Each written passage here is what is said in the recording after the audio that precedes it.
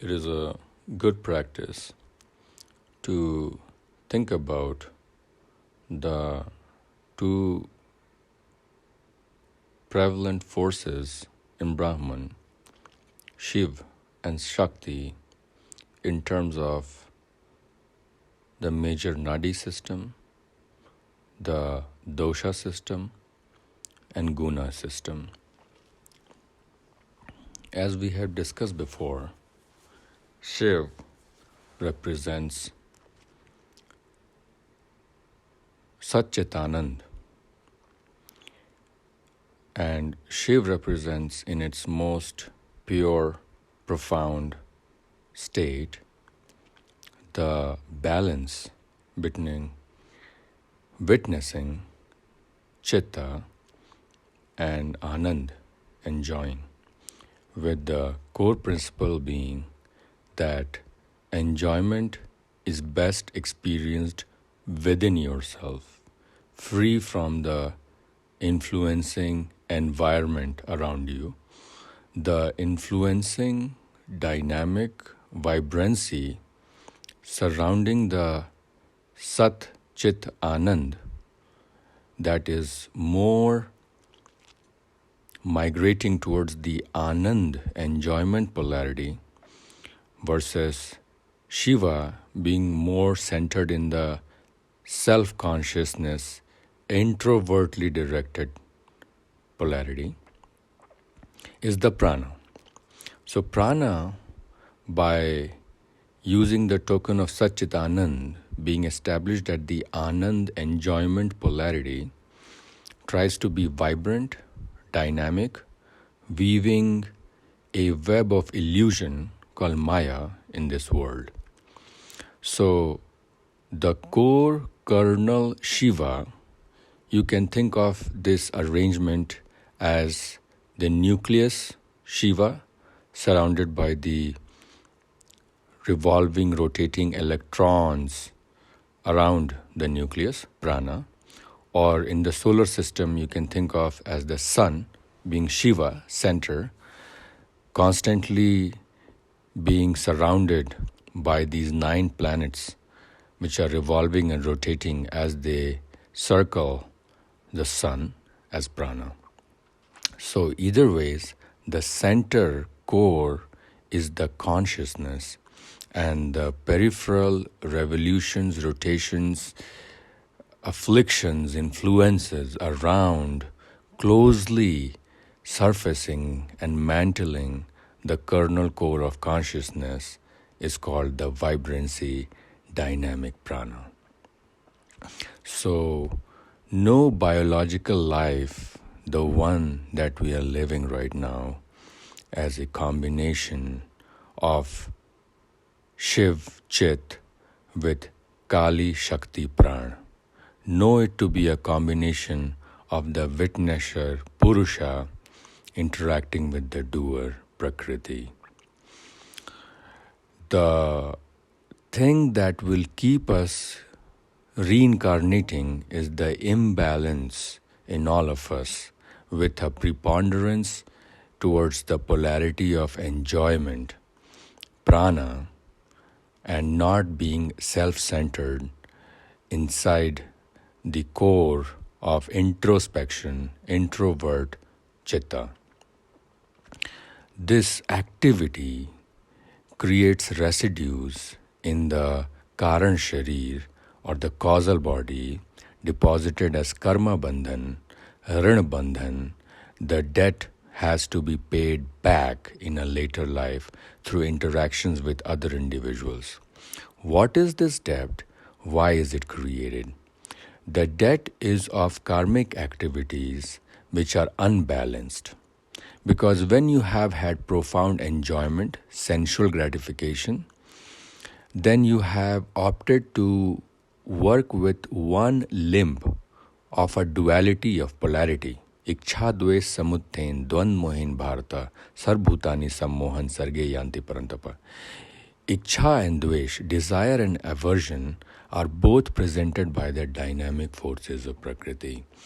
And we as tainted Purusha, Chitta, which is polluted, which I call manas as thought, has opted to go with one particular polarity, the polarity of enjoyment, desire,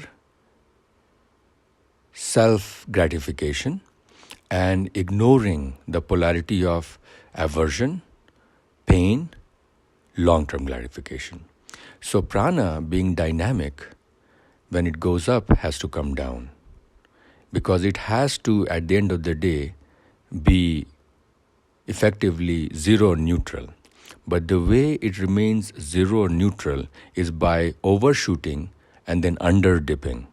Whereas the way the chitta remains neutral is by remaining pointed, centered, lacking movement. The moment you introduce the element of movement, sara or kala, that becomes a dosha, and that dosha is called the vata dosh. So now come to the doshas. Prana is dynamic, the nature is to move and get things done. Chitta is static, and the nature is to observe the things getting done. And when the things are getting done too fast, too slow, hyperactive or underactive, then the chitta intervenes. And the way chitta intervenes is by cutting off the anand portion of Satchitanand and becoming more introspective, more withdrawing within itself, which drives prana crazy. The whole purpose prana exists is to allure and influence the chitta to enjoy anand portion. And when it starts receding within itself, prana understands that it has become hyperactive or underactive, and it needs to optimize the amount of influencing magnetic force it is exerting on this kernel called chitta. So think of, if you want to think in terms of doshas, think of chitta as sattva, a balance between chit and anand, satchitanand. Whereas think of prana as more anand. So anand means continue the status quo even if you're going too much to the periphery. So tamas. And also it likes to get things done. So it is rajas. Rajas and tamas, although all gunas represent prana, right? Because prakriti gives rise to the gunas. But you want to distinguish them and identify with them, because that will help us restore our own balance in this biological life, Jeev Bhuta, between Shiva and Shakti. Rajas and Tamas represent pranic forces, and Sattva represents Satchitanand Shiv forces.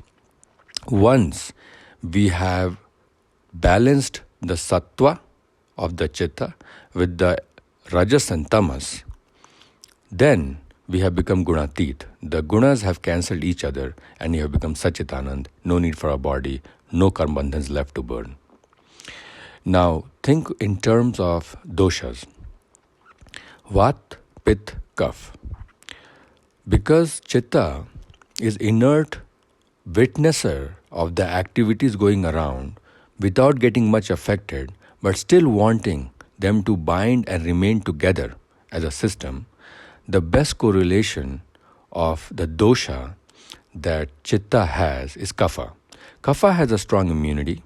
Similarly, Chitta has a strong character to not get easily swayed or influenced by the dancing prana around it. Prana, because it is so vibrant, dynamic, movement prone, represents Vata dosh. And also because it is a doer, it is a Agni related Pitta dosh. Again, doshas, all three are manifestations of prana, because prana has the dynamicity and it has the defect of going up and down, whereas chitta remains gunatit or doshatit. But if you want to think in terms of doshas, then chitta represents kapha dosh and the prana is represented by the pitta and vata dosh.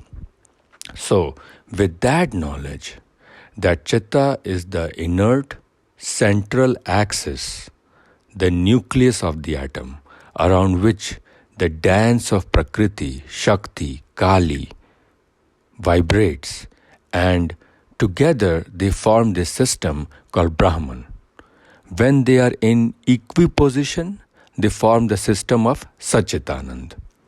So Brahman has ultimate neutrality, electric magnetic neutrality, although the forces of come, get me are created by prana, and the revulsion of no, I am good over here is Chitta. So, my friends, who is the leader? There is no leader. There is no servant.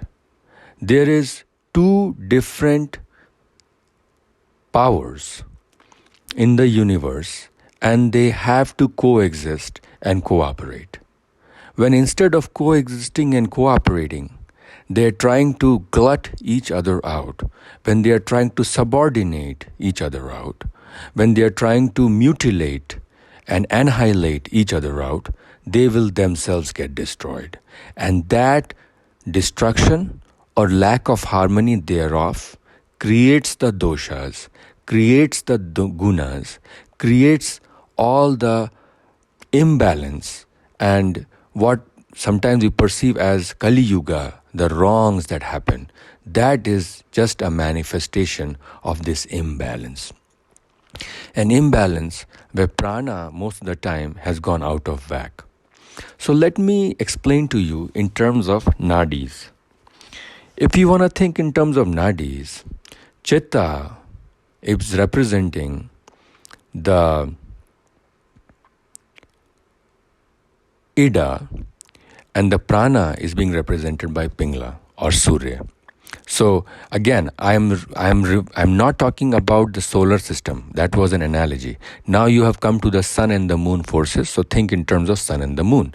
The moon is the mind. That is a polluted chitta. The Pingla solar energy is a polluted version of the prana. Why do I say polluted? Because they are not in balance with each other, and they're also not clear image reflections of the objects that they are trying to represent. Excuse me. So the energy that Pingla is representing is prana. So think of, let's start with ladies first. Ida. Ida being on the left side major nadi, as we know that the nadis are Ida and Pingla, and when both are in balance, the prana can flow through the lowest generator, which is called Muladhara, knock on the door, break open the door, and the prana burst into the central tube of Sushumna, through which it has to pass through the different chakras and go up. As you conquer each emotion, you go to the next chakra. So think about Ida. Ida, as I said earlier, is representing the Chitta. Ida is the lunar mind. What is the homeostatic or the right nature of Ida? Rest, relax, be creative. That is what Ida is. Lunar receptive creativity. Now, when the Ida runs amok, has become hyper active, then the Ida will create anxiety, panic attacks, obsessive compulsive disorders, post-traumatic stress disorders, all these psychiatric conditions, anything you can think of, including schizophrenia, is a manifestation of Ida being overactive, generating too many thoughts, or generating thoughts which are self-destructive, the hallucinations, delusions. So prana has, if you want to think about in terms of Shakti, because Ida is not a Shakti, we think in terms of Chitta, but if you want to sub pose over Ida. It is prana has gone haywire in the form of manas, in chitta. Very hard to understand. You'll have to think twice about it. Prana has gone haywire in the form of manas in chitta. Chitta is the witnesser. When it gets influenced by the prana, it starts developing desires. These desires are thoughts. And when these thoughts are like waves that you have generated, they are called manas. And these thoughts then sink later as waves of the ocean deep in the ocean floor. They become vritti or samskaras in the subconscious. And then they are regenerated to the surface current as emotions. And then they affect the chitta. Chitta was supposed to be inert and not get influenced by the dance of the prakriti around, now is being subjected to emotions and thoughts which it was not supposed to generate in the first place, because it is the supervisor, witnesser, inner happiness seeker, now trying to find happiness on the exterior. Bahya sparsya shasakt atma vindati atman yat sukham. Trying to find contact with the senses to get happiness. This is the polluted chitta. This is the manas. Manas represents repository of thoughts. The individual chitta represents the repository of samskaras, vasanas, emotions in the primitive brain. And together, they represent Ida. Now come to Pingla. Pingla is the prana, the vibrant dance of Shakti that is revolving and rotating to allure the Shiva or the consciousness. The dance is there because that is its nature, dynamicity, vibrancy, trying to create the web of delusion called Maya, so that every now and then it can get certain chitta particles to come and participate as Jeev Bhoots and form the samsara. And later they get trapped there because of the activities, selective selection of one of the polarity or duality, Iksha, Dvesh, Samudhay, Dvand, Mohin, Bharata. So it is picking one of the polarities of the dynamic ends, happiness, sadness, hot, cold, dry, wet. And repeatedly by picking those polarities, it is creating karma bandhan, because the opposing end of the polarity has to be picked up by someone as well to restore the neutrality on which the prana will thrive. So, thinking again, Pingla is prana, but Pingla is impure prana. Pingla is impure prana just in the way Manas or Ida is impure chitta. Pingla is impure prana represented by solar energy. You can think of in terms of Pitta, Pingla is like Pitta because it is combination of fire and water. But here, Pingla is impure prana which gets vital forces kicking. So all the things that are happening in the body, the beating of the heart, the nerve impulses being conducted down the nerves, the karmendriyas performing various muscular movements, the action of the sphincters, all these purposeful movements are representation of the vital force of the sun or the Pingla. Now, now we understand that the Ida and the Pingla are representations of the Chitta and the Prana respectively. In terms of doshas, the Vat dosh, Pitta dosh and Kapha dosh. The Kapha dosh is representing the Chitta, whereas the Vat and Pitta are representing the Prana. In terms of gunas, Sattva is the element of Satchitanand closely relating to Shiva, whereas Rajas and Tamas are properties of Prana. No one is superior to the other. The supervisor supervises, the laborers do their activity. But without the laborers, the building will not be built. Without the supervisor giving certain instructions, the building will not be built. No one. We have developed because of our ego, this delusion that the supervisor is superior to the laborer. No, the supervisor doesn't know how to put the bricks together to build the building. The laborer doesn't know in what order the bricks have to be placed to get the right dimensions of the rooms in the building. So one without the other cannot attain the purpose of building the whole structure. It is best that the supervisor and the laborer communicate and cooperate with each other without feelings of resentment, disgust, or superiority. Prakrite kremani guna karmani sarvasha ahankar bhumatma kartaham iti manyate. When the supervisor, Chitta, thinks it is the doer, it is getting this building built, then prana will annihilate it. It's like there's a mutiny in the laborers and they will stone the Chitta to death. Just like the revolution in the World War II, Mussolini was stoned to death by the people. So Napoleon did not have a good end either. He was incarcerated. Hitler did not have a good end either. He had to commit suicide. So you have to see, I'm not saying that Chitta is Hitler, Mussolini, Napoleon, but when it is polluted, it becomes Hitler, Mussolini, or Napoleon. And all these characters are world leaders, but see how much damage the whole world had received because of their narcissistic action. Because they had become full of manas, and the manas was also totally impure, getting morphed into ahamkara. So see how Chitta, which was impurified as manas, thoughts, making mutiny plans to destroy the world or certain religions, certain cultures, certain races in the humanity by those leaders. Now those leaders have themselves become so much representation of ego that they have become prana.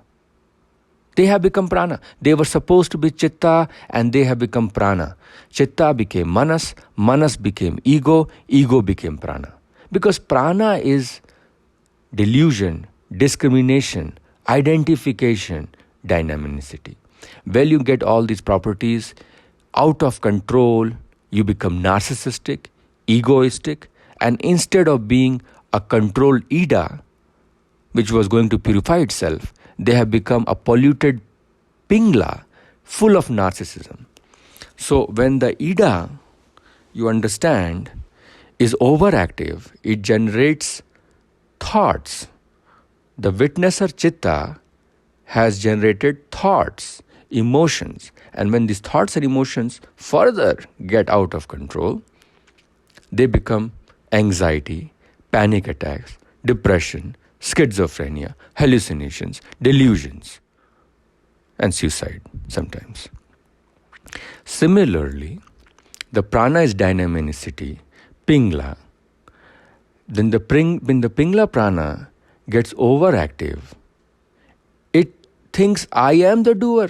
Who needs the supervisor? We can build the building by ourselves. Are you crazy? We don't need them. So they start putting bricks haywire and start building a tomb that just buries themselves. So Pingla, when it becomes overactive, it becomes ruthless, narcissistic personalities, and believing self to be everything, everybody inferior to themselves. It's a delusion, of course. When the Pingla becomes underactive, it becomes inert.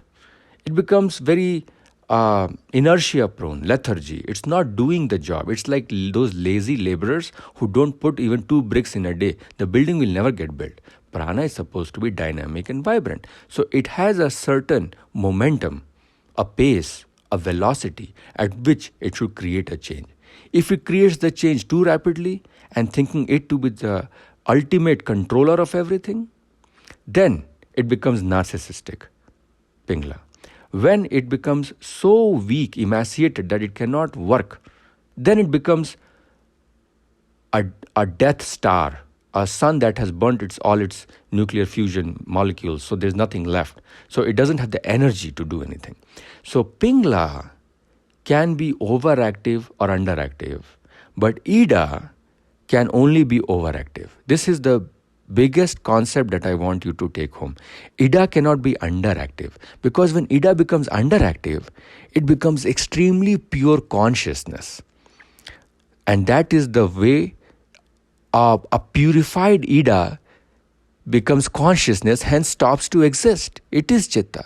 Whereas the prana, because it's movement, the movement can be very fast, hyper dynamic prana, which is creating narcissism, ruthlessness, or slow, inertia, tamasic, very slow, not doing the job that it needs to be done.